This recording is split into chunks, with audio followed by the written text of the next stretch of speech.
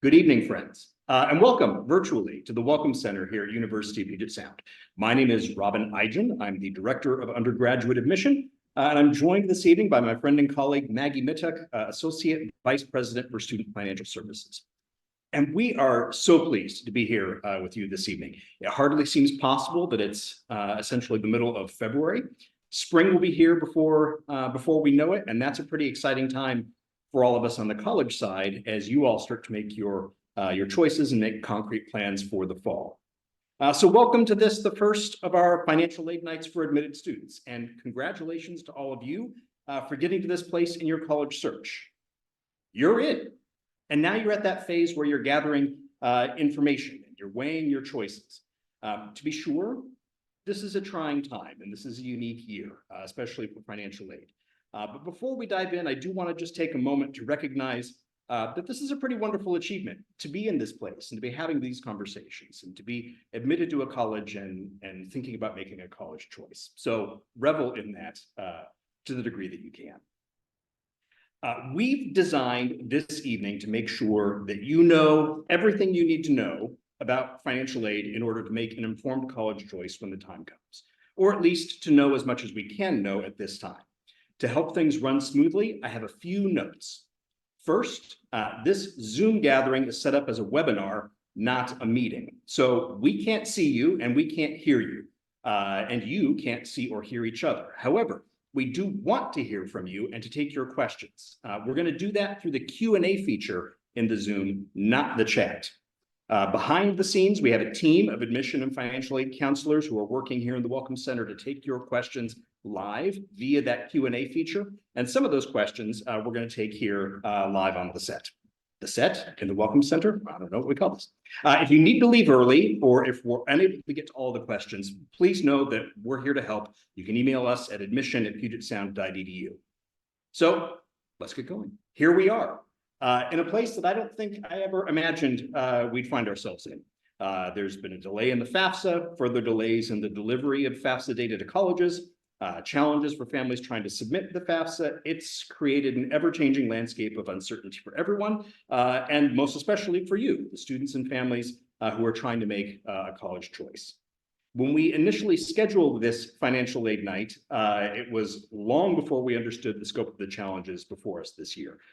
We thought that we would have need-based financial aid packages to all of you already.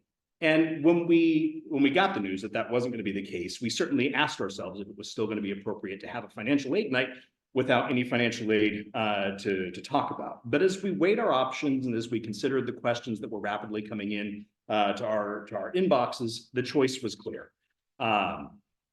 We may not know everything at this time, but we can help to share what we know, what we don't know, and how we're going to work with you in the coming weeks and months to make sure that you are well taken care of, that you are fully informed and thoroughly advised as you navigate this fluid situation and try to make a college choice. And in hopes of accomplishing all that in 1 hour together, I'm really pleased to be sitting here next to Maggie. Maggie, would you like to share a little bit about your role and your office and how you all do your work? Absolutely. Thank you, Robin, and welcome. And thank you for joining us tonight. I'm Maggie Mittuch, serving as the Associate Vice President for Student Financial Services at the university. I'm also a proud alumna of the university and also a legacy. My dad completed his degree here at Puget Sound while I was in high school. He attended under the GI Bill, something that I'm still very, very proud of. So you can understand that my relationship with Puget Sound has spanned, just a couple of decades. And I'm grateful to be a part of the team that's working to help make Puget Sound possible for you. I am proud to lead the Student Financial Services team. That is a team that's comprised of our financial aid office and our student accounts office, which is a little unique to Puget Sound. Our team works to determine financial aid eligibility and provide financial aid award to students. We coordinate billing of tuition and fees, including room and board. And we also work with families on payment and other financial arrangements throughout their years here. We are with you not just in this very exciting time, but in all 4 years of your education. So we are here to help offer you help, information, guidance as you navigate all of the financial responsibilities of being a student at Puget Sound. Well, I think I can see some questions already populating the Q&A feature, which is great. Please do use the Q&A feature, not the chat. Before we jump into your questions, I'd like to set the stage a little bit and just kind of review exactly where we are. So we have a shared understanding of what's known and what's unknown at this time. We are operating without data that we're very used to having at this time of year. So to help our admission and financial aid counselors work with you when we get calls or emails, we set up a survey in your admission portal for admitted students. So if you log into the admission portal, right on the front page, there's going to be a survey that helps you to update us with your FAFSA information. If you're having trouble with the FAFSA, we can reach out to assist. If you're not planning to submit the FAFSA, we can stop sending you reminders. Again, that survey is in the admission portal, and we're going to continue to update that space to make sure that we're getting the most accurate and up-to-date information from you. My apologies, my notes have gotten all out of order here. Here we are. So where are we now in this moment? When students were admitted, because admission offers were able to go out on time, the first thing you should know is that academic merit scholarships were able to be included in your need-based financial aid awards, which is a significant win for us to be able to get that information to you students. So that's in your admission letter. If you received a Founders Award, a faculty scholarship, a trustee scholarship, a president scholarship, alumni or provost scholarship, those are all classified as academic merit scholarships. You can find out important information about those, check the levels, check the details in the admission letter that's available in your admission portal. And I'm sure we're going to discuss those in greater detail coming up. If you don't intend to file the FAFSA, then your admission letter likely contains all the information that you're going to need in the way of scholarship support for understanding your financial aid at Puget Sound. Our data team is currently working on a new dashboard that's going to post in your portal right next to that survey all of the scholarship support that you're seeing. So as concrete information becomes available, you'll have a one-stop shop to view all of that right in your portal. If you have filed the FAFSA or you still intend to do so, then you are very likely waiting for additional information from us about the level of need-based aid that we'll be able to support you with. At this time, University of Puget Sound has not received any data from your submission of the FAFSA. This is not something that we can control. We can't see what you have submitted or even confirm for you that you have submitted the FAFSA. So if you are in the FAFSA system and want to make sure that you've done everything that you can do, if you can see that your FAFSA is in review, that's the operative phrase here, in review, then that's your confirmation that you have done everything that you can at this time. And that's why that survey that I mentioned in the portal is so important, because we can't see if you've submitted the FAFSA. But if you can tell us, I've done it, we're in good shape, then we can deliver to you the most up-to-date information as the time comes. Our expectation is that we're going to be receiving data from the FAFSA beginning in mid-March. And once we begin to receive that data, we're going to need to test it, make sure that our internal processes work for awarding financial aid in our computer system. Based on all the information available and many hours of work that have gone into front-loading and preparing as much as we can, our plan is to begin packaging need-based financial aid by the end of March. We are monitoring this situation and this timeline very, very closely. At this time, we are maintaining our May 1 deposit deadline. There have been a lot of headlines about colleges and this decision. At this time, we're maintaining our May 1 deposit deadline for decisions. We remain optimistic that we're going to be able to get you the information that you need on the timeline you need to make an informed college choice. And it's our belief that it's in your best interest to make a choice by May 1st. That way, May and June can be spent finishing high school, focusing on planning for college, and with a lot of intentionality, bringing a thoughtful conclusion to your high school experience on time. However, we know that this situation is fluid. And if I could leave you with just one thought or idea from this whole evening, it would be that we are going to work with you and support you through this process with as much transparency and flexibility as we can to the greatest degree possible. So if circumstances change, if there are additional delays, Please rest assured that even in a worst case scenario, you will always have at least 2 weeks to review your financial aid offer before making a decision, no matter how late that financial aid offer comes. And finally, I want to offer that it's unlikely that we're going to be able to get to all of your questions this evening. You may also have questions that are more appropriate for a one-on-one conversation. And if that's the case, please make note of that in the Q&A feature. You can enter, I have a personal question, and use and give us the email address that your student used when they applied to Puget Sound in the Common Application. That way we can look them up. We'll reach out to you and follow up one-on-one to have that conversation. Alternately, on our website, you can find your admission counselor's contact information if you'd like to reach out to us that way. So let's jump into it. There are questions coming in. We're going to get some of those coming up here. Maggie, you already talked a little bit about the scope of student financial services and how your team approaches their work. Is there anything you want to say about kind of how you work with families through the financial aid process? Yes, absolutely. Thank you, Robin. So student financial services staff understand that the financial part of college can be super complicated, super confusing, and sometimes intimidating. Our financial aid counselors work really, really hard to be both educators and to provide direction and guidance in all of these matters. We meet or have contact with students and their parents or other authorized individuals daily to help with FAFSA issues that need to be resolved in order for us to package students. We ensure that students and families are aware and educated about any borrowing that they may do. We get funds from the federal government in order to disperse to students, and we also get funds from the state to disperse to students. So those are for students who are eligible for federal or state support. We keep students apprised of any eligibility changes along the way. We provide service and support to private organizations that provide scholarships to students.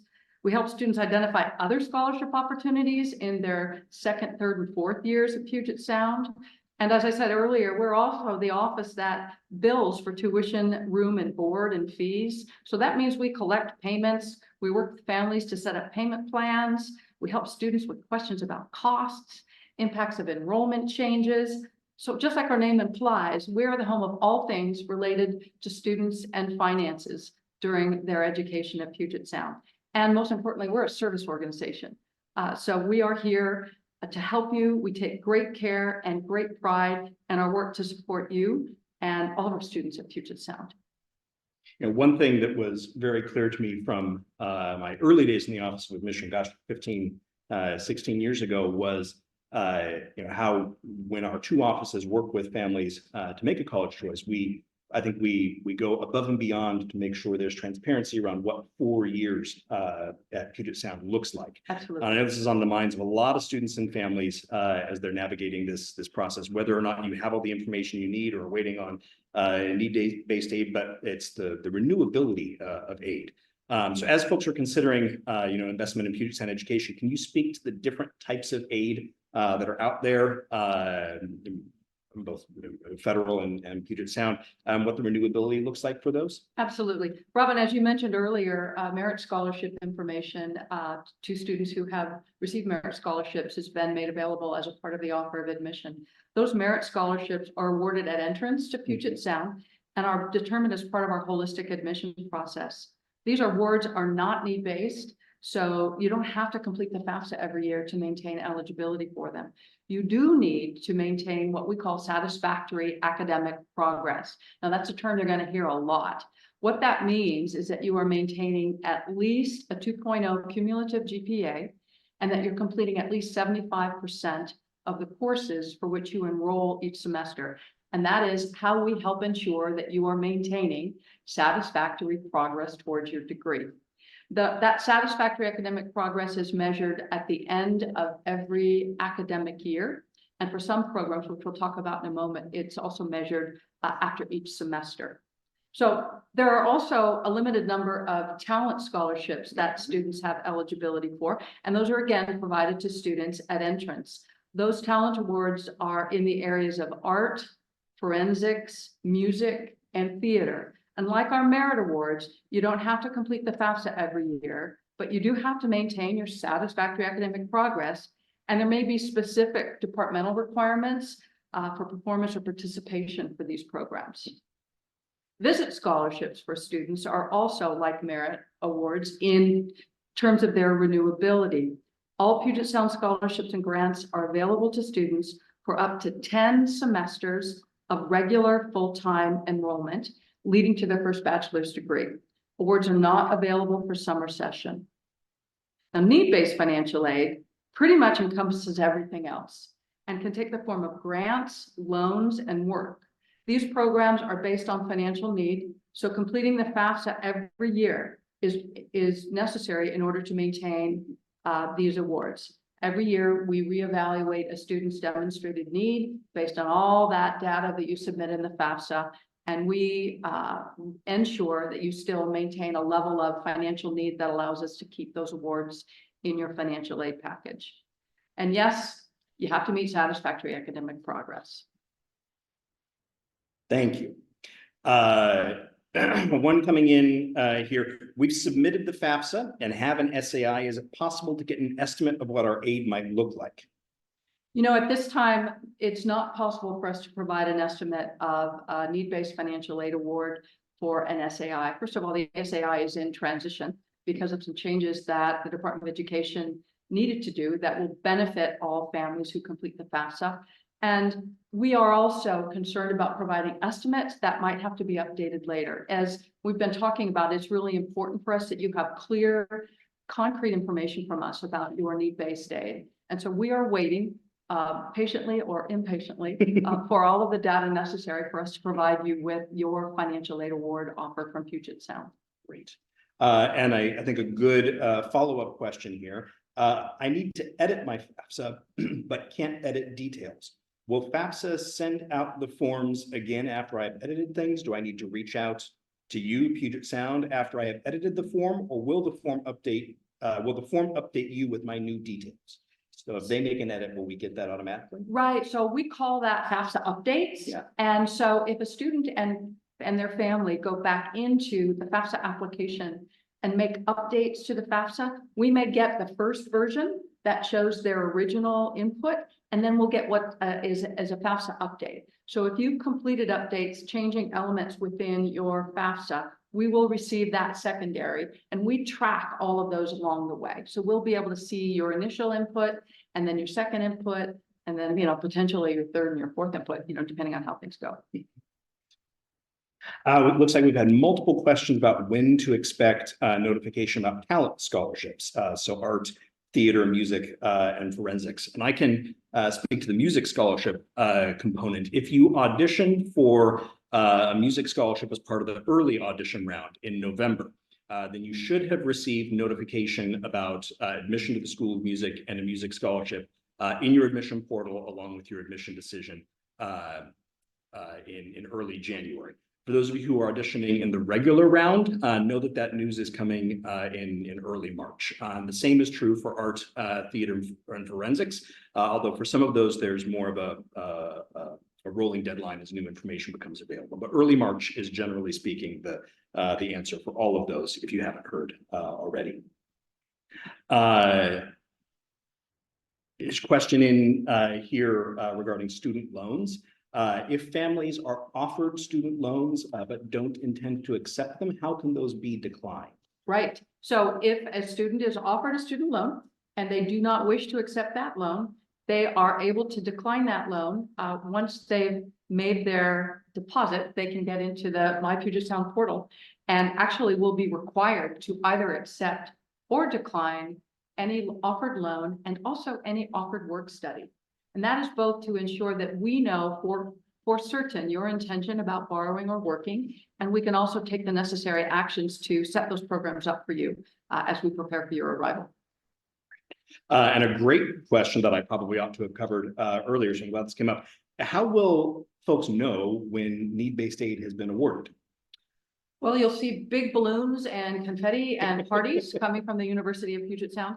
We will be sending through your two ways that you'll receive that information. You'll receive information to go log into your Slate access. That's the first place that you'll see your financial aid award offer.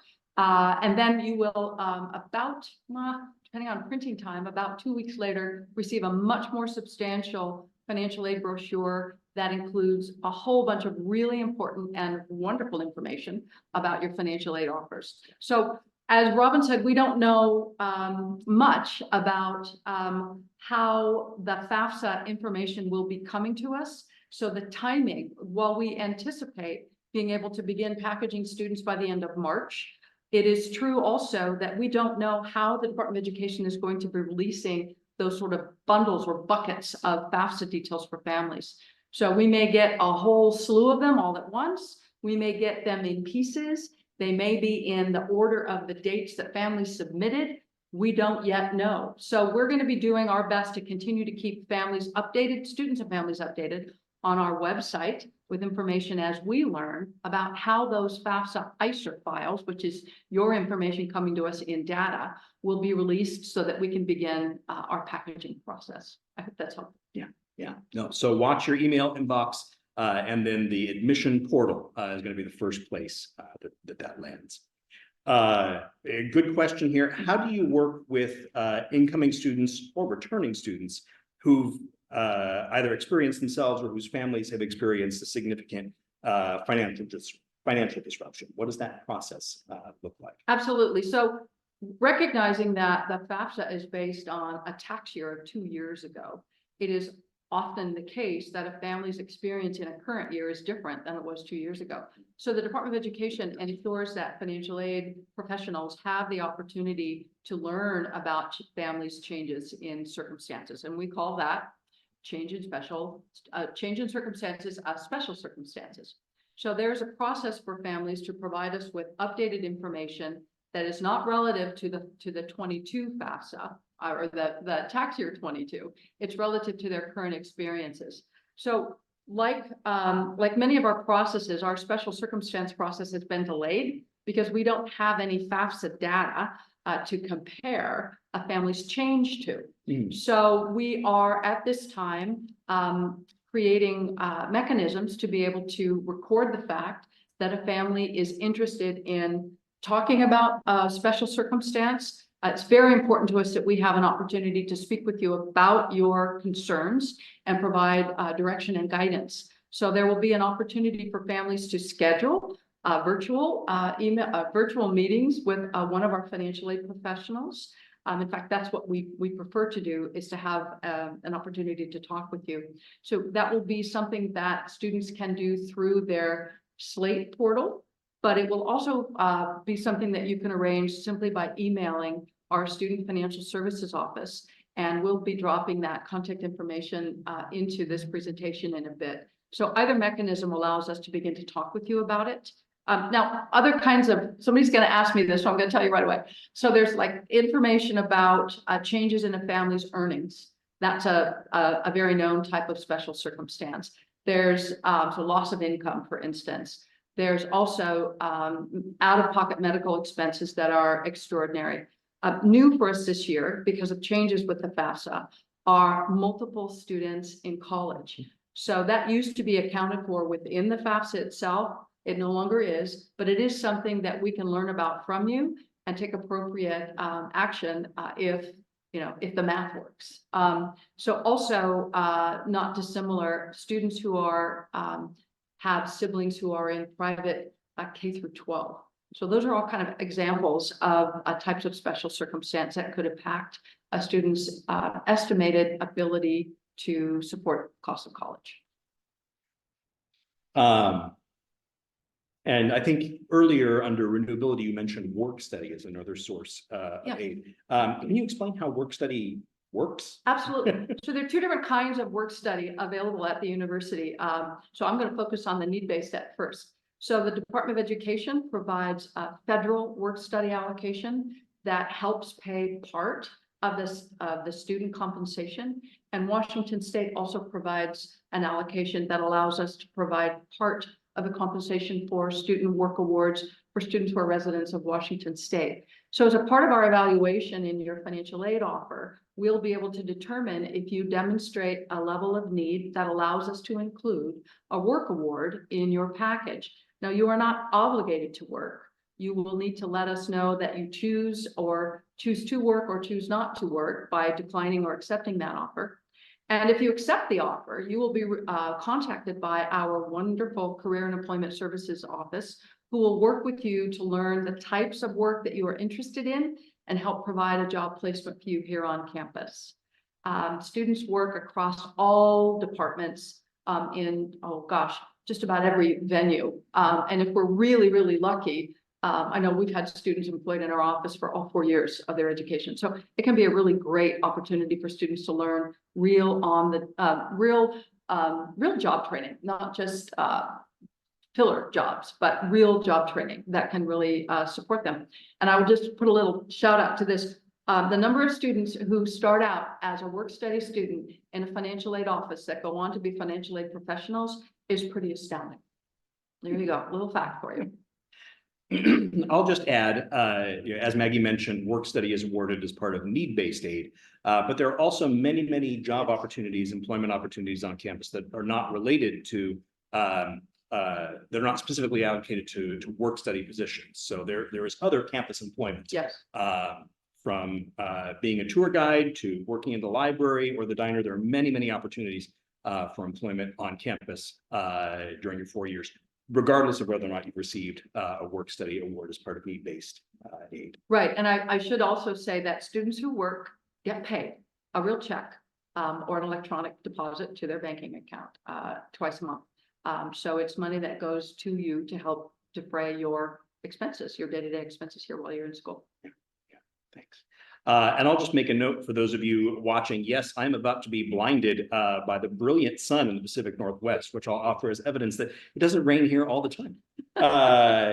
Another really good question here. Is there anything I need to do to officially accept a financial aid award, my financial aid package? So we've mentioned a little bit before, the bulk of the financial aid offer, you do not have to do anything to accept or decline, except the loans and work portions. Okay. And is there an avenue to accept admission now, but then if financial aid doesn't work out, to be able to get a refund of the deposit and undo of the acceptance? I might actually be able to answer that one. So in your admission portal as part, and I'm going to discuss this in depth after as we get closer to the end. But in your admission portal, there's a place to reply to your offer of admission, to say, yes, I'm coming to Puget Sound.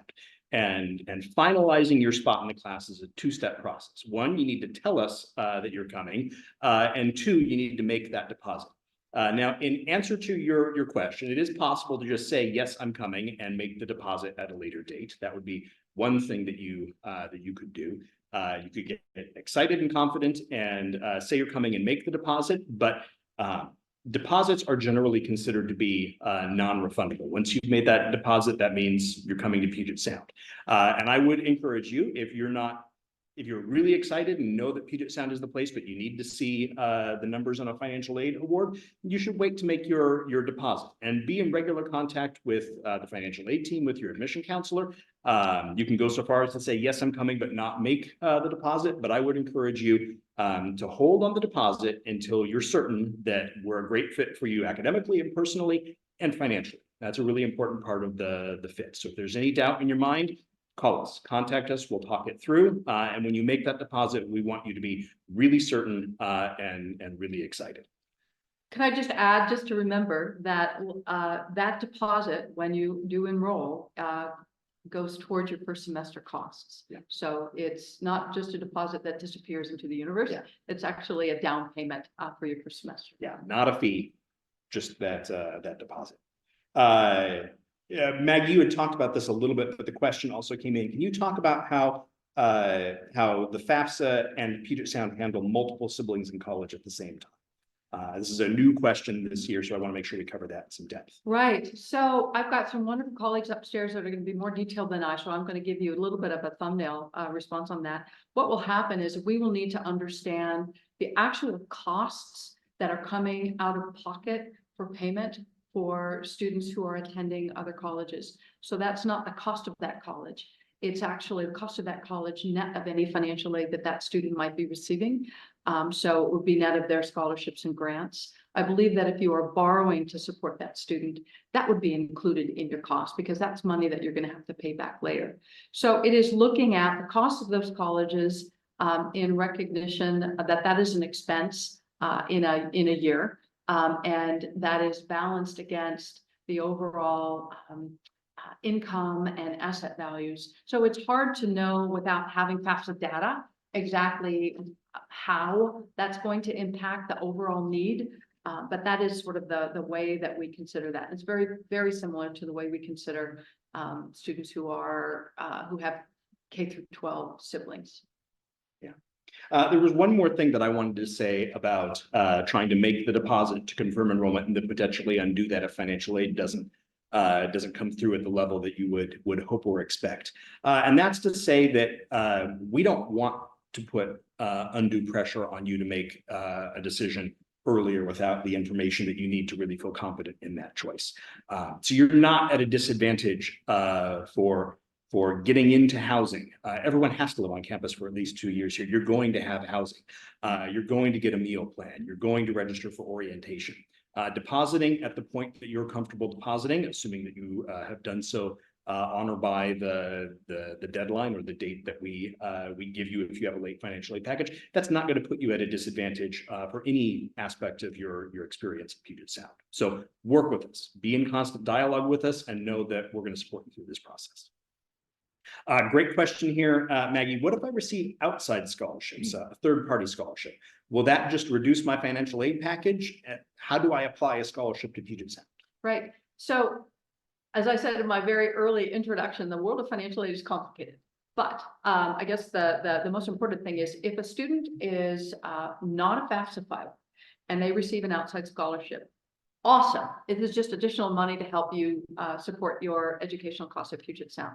If a student is a FAFSA filer and demonstrates need and they receive an outside scholarship, if there is any unmet need, in other words, Puget Sound wasn't able to provide 100% of the support that fills the demonstrated need, then that outside scholarship will do that. If the outside scholarship is generous enough that it fills that unmet need, and then there's some left over, we are required by Department of Education rules to reduce other need-based aid, but we start with loans. So we want to make sure that students get to take advantage of all the free money or gift money possible. So I hope that's helpful. It's not an automatic, we reduce or remove any institutional aid because you got some money from the Kiwanis Club. It's to say, we want you to be able to keep the Kiwanis Club money, and we're going to do our best to enable you to. And if we have to do any adjustments, it's going to be something you have to pay back later or something you have to go work to do. Yeah. And my understanding, Maggie, is that, amongst the loans, there are the subsidized loans and the unsubsidized loans, the subsidized loans being where the federal government is paying the interest while you're in school. Is it correct that the first loans that would be removed are the unsubsidized loans, the ones where Correct. the student is paying interest? So Correct. The least favorable loans to students are the first ones taken out in the rare circumstance that happens. Exactly. Here's a good one. I did see when I was looking at the registration data that we have a number of students in the audience this evening who have already made the decision to join us at Puget Sound, which is fantastic. We can't wait to see you on campus. For families that have made that decision to join us at Puget Sound, can you explain the billing cycle and how payment plans work? Oh, absolutely. So we will be providing the, knock on wood, our financial aid need-based offers towards the end of March and probably rolling a little bit into April, depending on how FAFSA data gets to us. So you'll have the information that you need about your full year financial aid award at Puget Sound.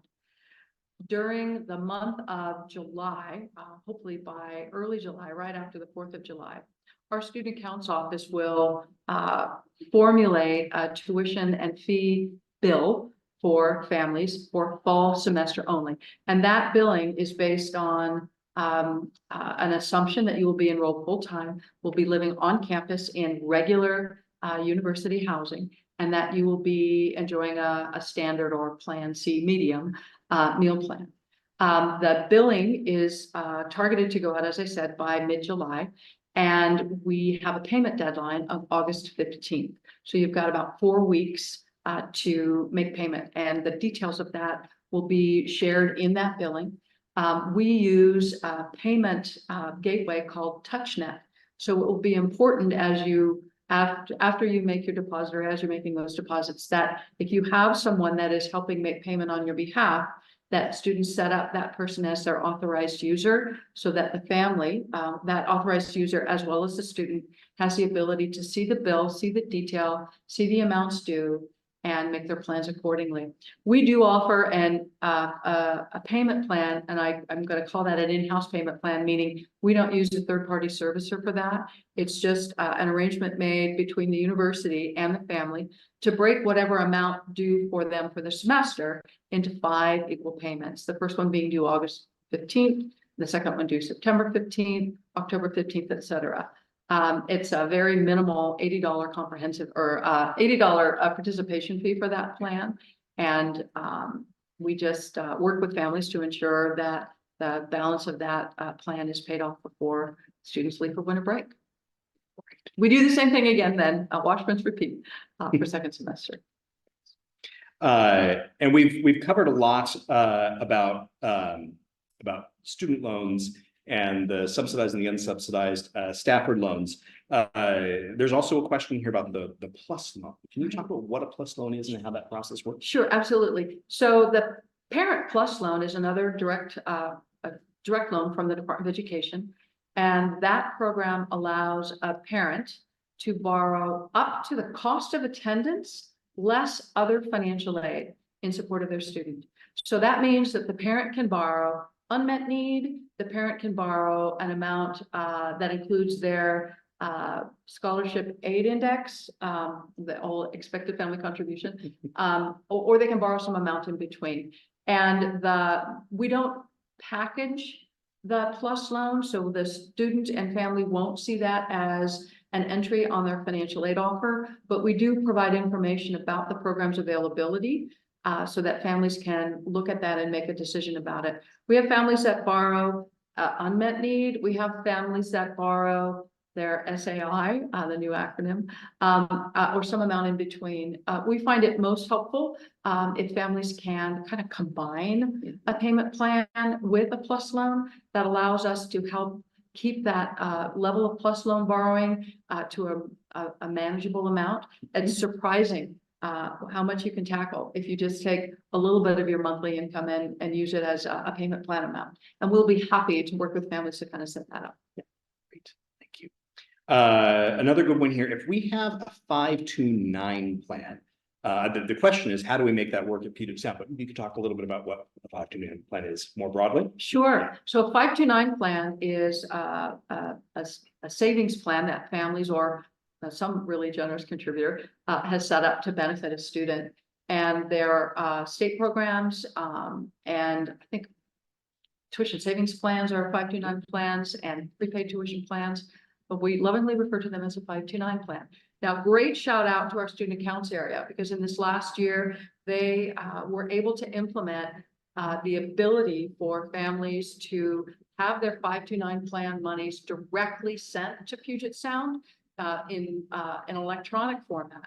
So that saves families and saves Puget Sound in terms of, we know that you're on a 529 plan, so we won't keep hounding you for making payments. Sometimes the timing of the 529 plan releases is not consistent with our payment deadline. So this really helps us sort of coordinate that. So if you are planning to use a 529 plan, I'm going to read my notes here because it's really important. You are going to want to make sure that you check to see if your plan provider will send funds electronically to Puget Sound. If they do, you want to, well, in all cases, you want to make sure that you're including your student's name and their UPS ID in that 529 plan disbursement. And that's true whether it's an electronic disbursement or if it's a paper check, and they still do send them that way. That way we can record the fact that you are on a 529 plan. We can take that into consideration at our payment deadline. We can help make sure that we don't consider you late. We cannot send you emails saying, hey, are you coming? Because we know that everything's good. There's details on our Student Financial Services website on 529 plans, but hopefully that helped give you an idea about how that works. Thank you. Thank you. Another really good question here. This is about returning years, but I think very appropriate to ask at this time. How does financial aid at Puget Sound work if the student plans to study abroad, which I think almost 40% of our students do? Right. So at Puget Sound, when students study abroad in an academic semester, they're paying University of Puget Sound tuition, room and board, or some portion of board, or we now call that food. Some new names based on the Department of Education. So students are paying regular university fees for their study abroad term, and they get to take all of their financial aid with them, meaning we're going to award you just as if you were here studying on campus, with one really helpful exception, which is that we add an additional cost to the budget, meaning we consider the costs of study abroad as being greater than the costs of being here on campus because of the travel component. So that means that we're able to consider you for need-based aid with a slightly more generous lens, which can help students manage some of those extraordinary costs associated with study abroad. But the bottom line is your financial aid award should travel with you for your study abroad period. That's great. Another really good question here. For students considering a gap year, what can we expect from financial aid for the following year? So when they come back, how does that process work? Well, so it is a great question.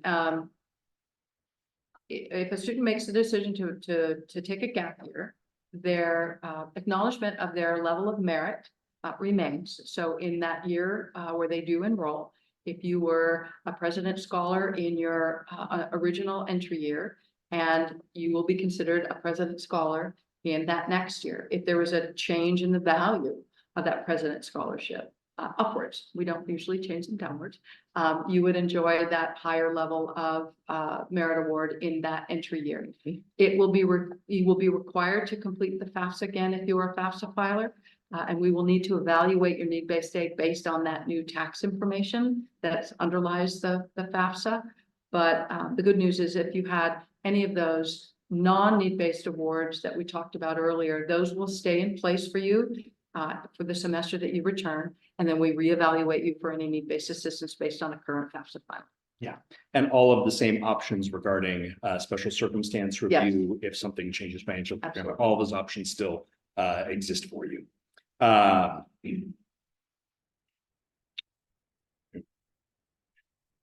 This is kind of a fun one. As a parent, what questions should I be asking? Are there things you would recommend we be thinking about that we may not be? Oh, gosh. I think some of the things that can tend to surprise families in the second year, perhaps, is, we have two different price rates for housing, depending on where a student is choosing to live. We also have different food plan requirements depending on where a student is choosing to live. So it's possible in that second year that a student wants to go live in Trimble or a university residence house. And those are premium rate housing costs because students are enjoying a private room, or they're sharing a suite of rooms with kind of like a kitchen. So it's important for students to be really well informed about what type of room their second, third, or fourth year housing might be. Some of our housing options don't require a meal plan. So if a student is living in one of our university residence houses, because they have a full kitchen there, they're not required to choose a meal plan. So those are some of the things that surprise students. I'm trying to think of any other things. I think it's important for families to stay really connected with the communications that come out from Student Financial Services. We understand that you get a lot of email from us. But if you get something from Student Financial Services, it's really important that you read it, because we don't just reach out and wish you a good Tuesday. We're really trying to tell you that there's something that you need to attend to, or that some important thing is coming up. So please, if we do reach out to you, please respond or contact us if it's something that you have a question about. So many things, as I said at the very beginning, the world of financial aid and student finance is complicated and confusing and sometimes intimidating. So it is important to ask your students if they've had any outreach from us, because we have to reach out to the students. And we're hoping that they reach out to you. And the exception to that, I think, is when we have an authorized user on a payment plan, we can reach out to the parent for those, but anything else, we've got to reach out to the student. So ask them if they've had any questions from us. If you get a statement from student accounts that looks a little larger than you expected, you might ask them or reach out to us so that we can help you understand what that might be. Sometimes it's just because something hasn't posted to your account yet, but our job is to help you know what you need to know. And I'm going to just, again, give a shout out to the team. It's a wonderful team of professionals who choose to do this job because they care about you. Thank you for that, Maggie. Yep. We're less than a quarter to the hour now, so I'm going to go ahead and stop the questions because there are a few more things that I want to cover. I've gotten through a ton this evening. I do want to plug that if you haven't done so already, I do hope that you'll come to campus this spring to see for yourself what makes Puget Sound so special. We do have 4 Puget Sound bound open house events for admitted students. So mark your calendars for March 29th, April 5th, April 13th, that's a Saturday, or April 19th. The other 3 are Fridays. And you should have received some emails about these already, or you can find the registration on our website. If you can't make it to campus for one of those events, that is just fine. We would gladly host you for an individualized visit Monday through Friday, and there are a couple Saturdays throughout the spring as well where we will be open. So give us a week's notice if you can. You can register online at pugetsound.edu/visit, but we can often arrange one-on-one appointments with a professor or a class visit or a tour of the athletic facilities or the School of Music. We want to make sure that if you are ready to choose Puget Sound, that you have seen and done everything you need to make a really confident and excited decision when the time comes. Again, once you've made that choice, your next step is to confirm your enrollment. So that's logging into the admission portal, replying to your offer of admission, saying, yes, I'm coming. And then we're going to transfer you from your admission portal to a place called My Puget Sound. And My Puget Sound is going to be your one-stop technology hub for pretty much all your interaction with the institution once you're a current student. And that's where you'll go ahead and log into TouchNet and make that $500 non-refundable deposit. In some places, it's called an advanced tuition payment because it is just that. It's not a fee. It's an advance payment on your tuition bill. And those are the steps necessary to confirm your place in Puget Sound's class of 2028. If you need a step-by-step guide, click here, left click on that, go to pugetsound.edu/welcome/secure-your-spot. Perhaps we can get that in the chat or in the Q&A. And then once you've confirmed your enrollment and made your deposit, you'll have access in that My Puget Sound to all kinds of different forms that you'll need to fill out over the course of the spring and summer. That includes the housing preferences form, the advising placement questionnaire, orientation registration, the immunization and medical history form, all sorts of important information that you'll need to send to us over the course of the spring and summer so that we can prepare for you to arrive in the fall. We're going to keep updating that to-do list in My Puget Sound. So for those of you who are joining us, get ready to keep checking back to that place.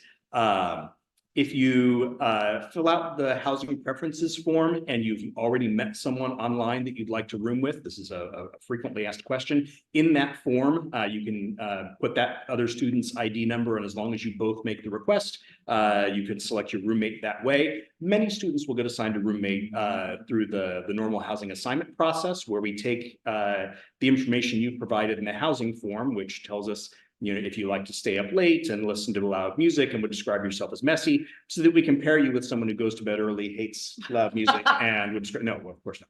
We want to put you in a compatible living situation, and the information in that form is really helpful. So if you know someone or met someone on social media, you can request that. Most students don't, but the housing preferences form is where all of that is done.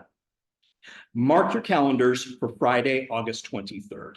That's move-in day and the kickoff for orientation.